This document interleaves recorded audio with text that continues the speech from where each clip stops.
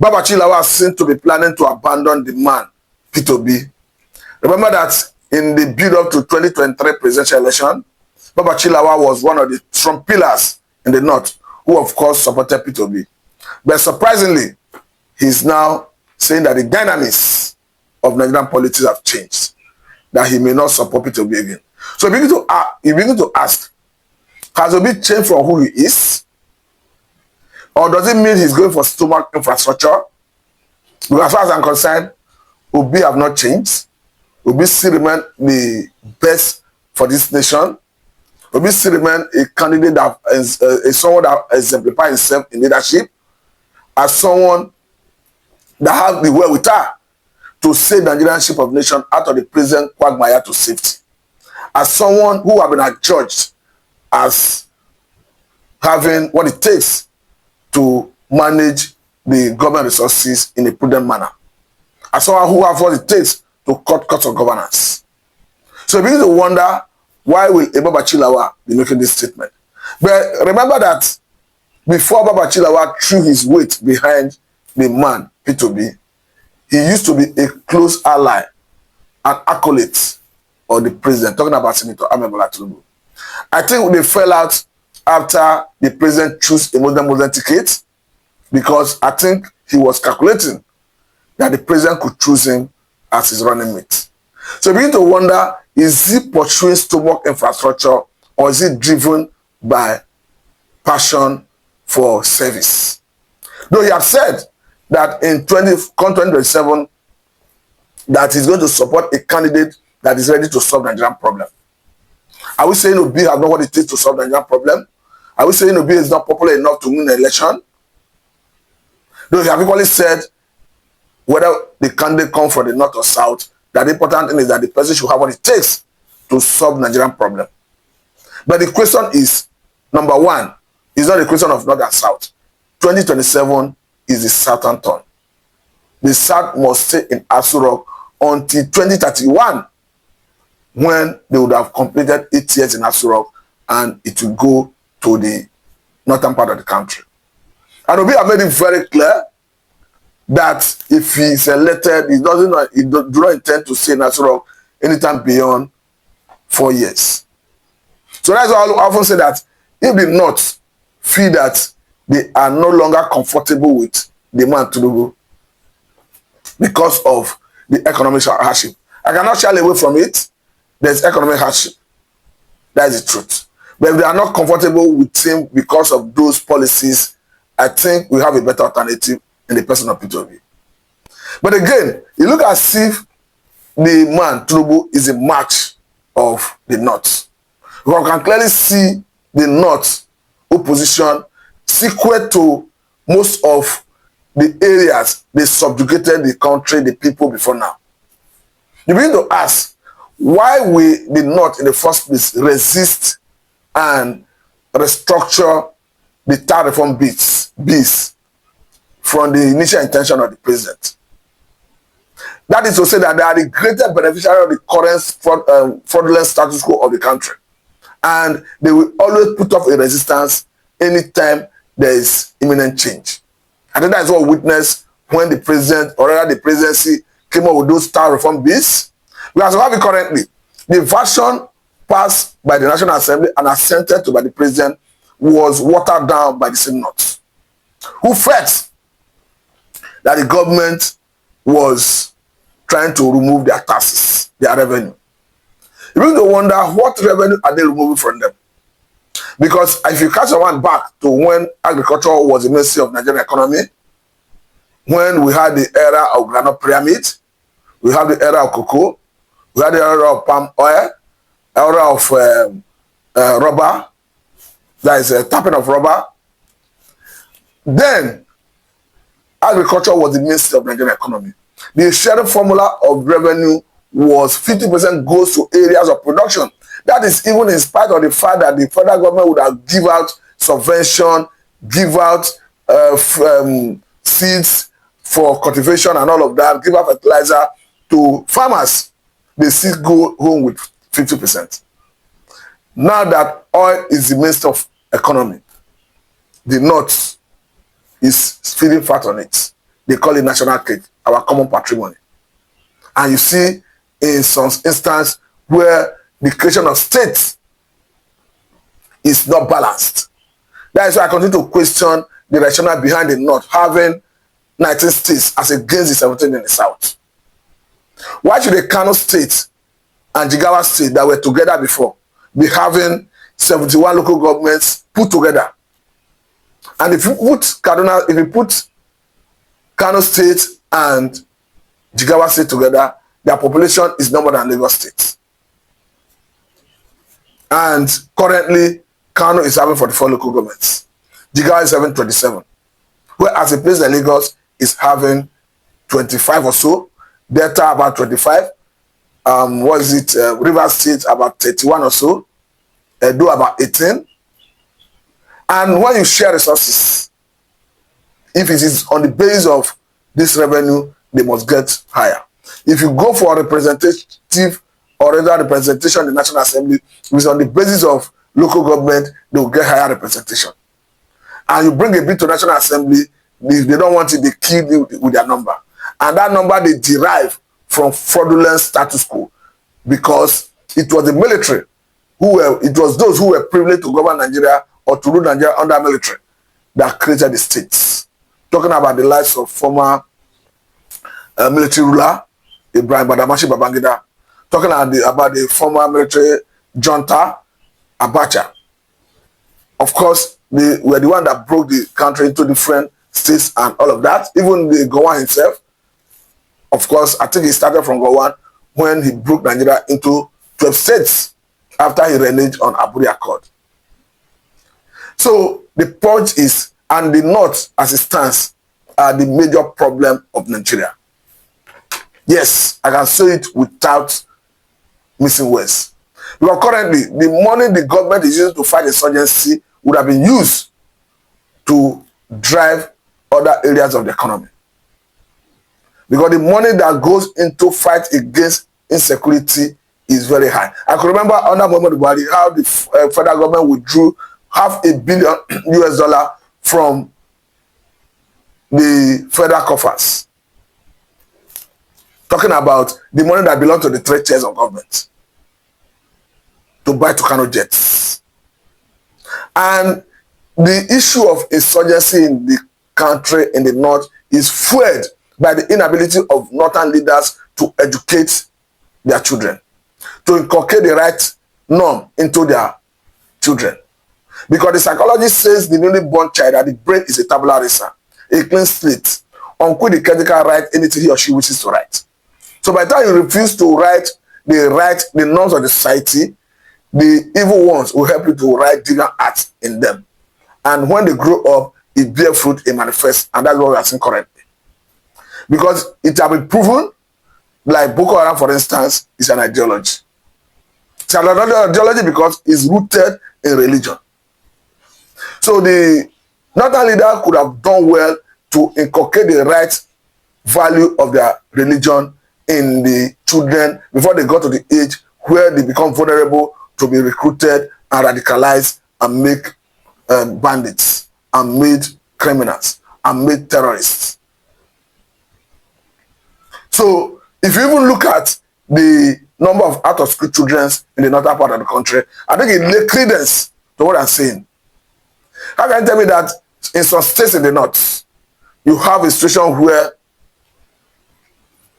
so look at the figures of out-of-school children in the country as it's shown on the screen. You can clearly see that the numbers, the higher numbers are in the north. A situation where in some states, as you can see on the screen, some states are having 60-something% of out-of-school children. Talking about children of school age, talking about children that is within the age bracket of 6 and 15, you are having 60-something%, in some cases 50-something%, in some cases 40-something%, 30-something% of that age bracket not in school. Is that not a recipe for crisis? Of course, you made those children vulnerable to be recruited into all manner of evil activities. You made them vulnerable to be recruited into Boko Haram, into ISWAP, into banditry. Was it not even surprising to discover that the North was even blaming federal government for out-of-school children in the north recently. You begin to wonder why. Understand that under universal basic education, the responsibility of training the Nigerian child rests in the three tiers of government. Talking about the federal, state, and local government. However, what behove on federal government to do is the policy and the funding that they are doing adequately, and the working of the child education, see that they are in school and all of that, rests with the state and local governments. So why is it that we are not seeing the same level of out-of-school children in the southern part of the country? Because the same responsibility that federal government showed us for the south is what they showed us for the north in terms of the policy direction and the funding. And a region will not turn around to blame federal government for the out-of-school children. So they are the architect of the problem. That is why the likes of the Emir of Kano State, talking about Sanusi, I always like his approach, because he have always spoken true to power, spoken true to leaders of the north, talking about the child's education, telling them that it's paramount. And we saw all the vigor, tenacity with which a Jonathan government was even building emergency schools for the north. So why is it that they didn't even take cue from there and start giving them a better education? They will not do that. Rather, they want to keep them impoverished, uneducated, so that they can continue to subjugate them, so that they will be a willing tool in the hands of the leaders. That is why they are always at the mercy of the leaders. Because the leadership of the north is always, once you see one man, he can command a community and everybody will go and do the same thing according to his command. I've listened to a man recently who, of course, already turned a new leaf from Kaduna State, who said he was a jihadist and that whatever their leader told them to do, that's what they used to do. So this is a clear testimony of that. This lays credence to my position that the North must change their orientation and approach to humanity, because they are the greatest beneficiary of the current fraudulent status quo of Nigeria. That is why they resist every attempt to bring a change. And now to get to the point where we can make those necessary changes, I must say that it will be a Herculean task to see that the country will work. Because for instance, in the mind of average Nigerian, they have already divided. Already they are divided along ethnicity, along religion. We always see that play out in election and all of that. So until people come together to start thinking as one, see Nigeria as their country. That is why the Bible says, can two work together except they agree? Of course, except people agree in that manner, I must say that every effort to make things work will be a mirage. That is why, whether Babachi Lawal decides to go for a northern candidate, a southern candidate, his driving force should be competence, should be the ability of someone who had the ability to deliver the country from the present quagmire. I always say it, that Obi have that potential. Even Obi have even challenged politicians in Nigeria recently, that as a governor of Anambra State, that he left behind over 100 billion naira, which according to him could have taken just like any other past Nigerian governor, but he decided not to take it. And he was asking a question, that do a thief leave behind what he can thief? So if he could leave that behind, it means he's not a thief. And we need someone that is not a thief to pilot the affair of Nigeria currently. Because to get to the stage where we have somebody who wants to give selfless service, who can remove his family from the activities of governance, it will be difficult to get it right. And the business have even declared the other time that he is the only Nigerian past governor, former governor, that removed his immediate family from governance. And I don't think anybody have been able to come out to prove it wrong. And if you look at it, in spite of all the war against the opposition, even against the current coalition, saying that EFCC is targeting ADC members. Obi is already a prominent member of that ADC, having been someone that equally command large followership. So he's already a threat to the government of the day. So the question is, if Obi has questionable character or record in the past, EFC would have long before now dig it out to shame him and to discredit him and to rubbish his ambition.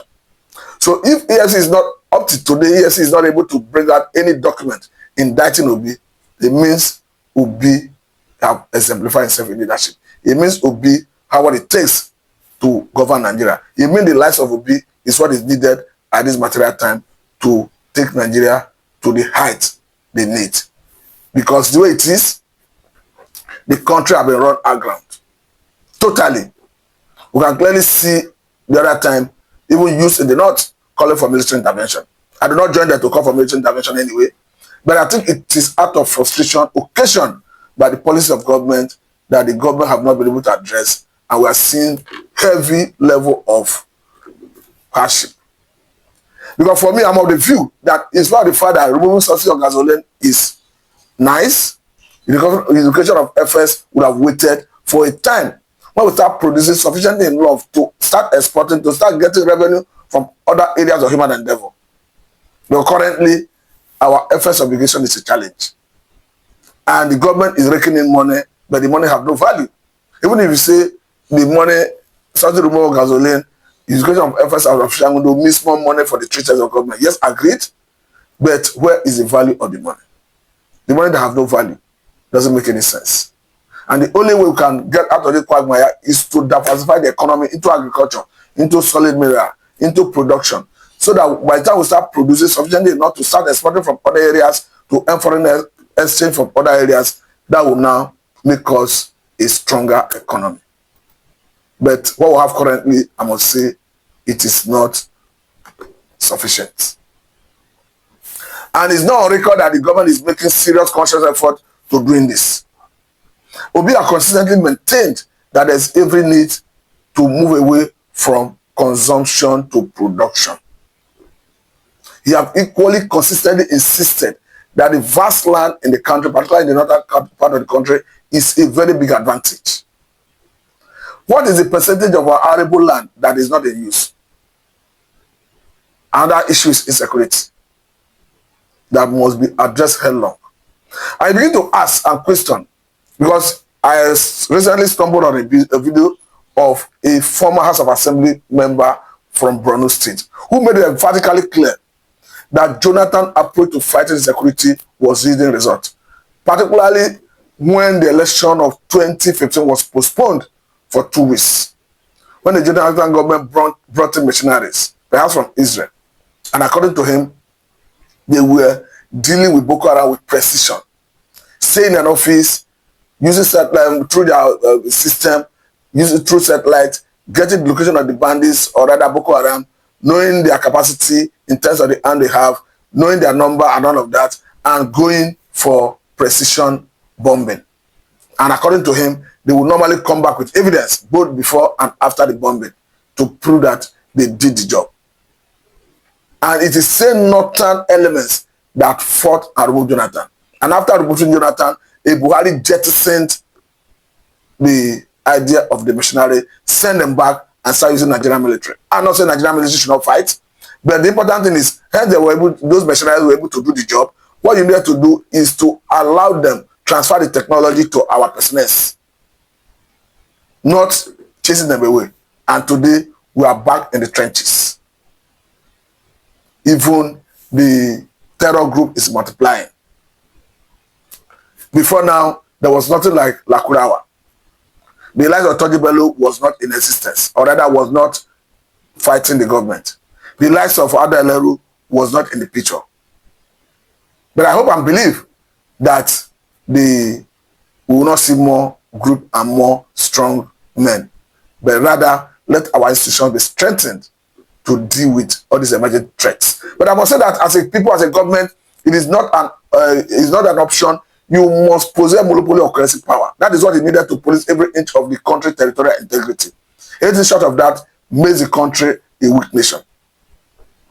Because a situation where state governors will be negotiating with a known bandit leader that have a bounty of 5 million on his head.